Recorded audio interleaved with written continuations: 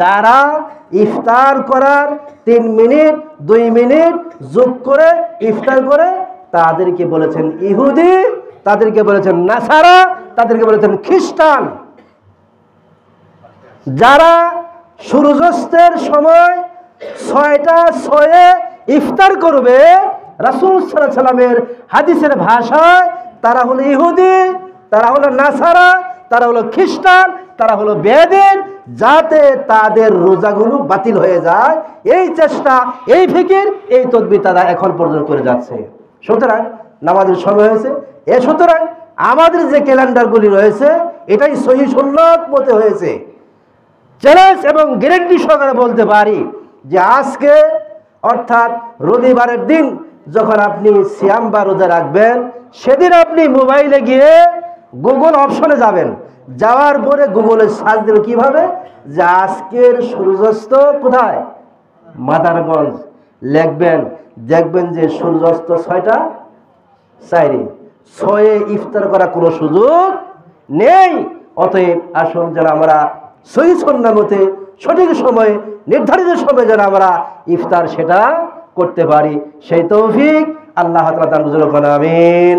আর আমরা ইফতার একটু আজান আগে হলেই বলে যে শেষ, রোজা সব বাতিল হয়ে গেল, রোজা সব নষ্ট করে ফেলাই দিল। আসলে রোজা কি আমরাই নষ্ট করলাম না তারাই রোজা নষ্ট করলো? কোনটা? কথা বলেন। তারাই তাদের রোজাগুলি নষ্ট করেছেন। সতর্কতা, আবার কিছু সতর্কতা।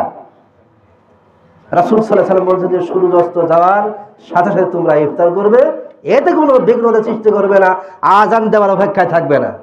এক এক মসজিদ এক এক সময় আজান হয়, আমরা ইফতার করি, ইফতার করার পরে আবার আসি, আবার মাইক ঠিক করি, তারপরে আবার আজান দেওয়া হয়, না হলে 1 মিনিট আরো দেরি হয়ে যায়।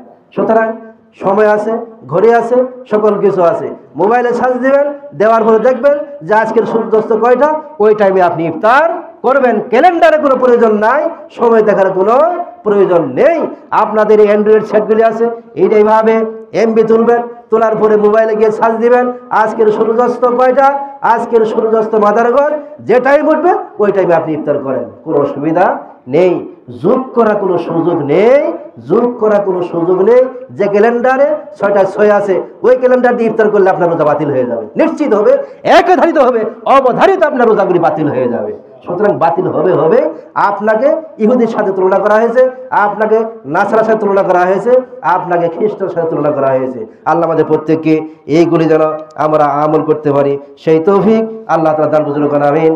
সুবহানাকা আল্লাহুম্মা বিহামদিকা আশহাদু আল্লা ইলাহা ইল্লা আনতা আস্তাগফিরুকা ওয়া আতুবু ইলাইক। আসসালামু আলাইকুম ওয়া রাহমাতুল্লাহি ওয়া বারাকাতুহু।